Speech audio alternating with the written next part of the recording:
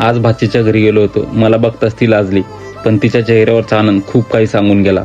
मोठं होणं म्हणजे वय वाढणं नाही, काही नाती जपणंही असतं.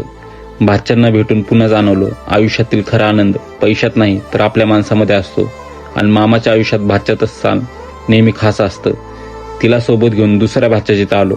मामा हा फक्त एक नातं नसतं, तर तो भाच्याचा पहिला मित्र, पहिला हिरो आणि कायमचा आधार असतो. मला बघून तो पण खुश झाला होता आणि पुढे जाऊन अशी धमाल होणार होती, या गोष्टीची कल्पना मला पण नव्हती.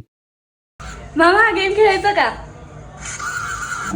A few moments later.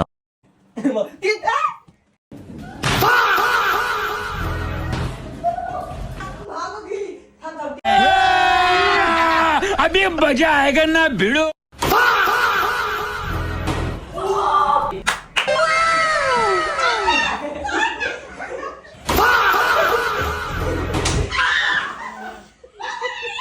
बिल्कुल चुप।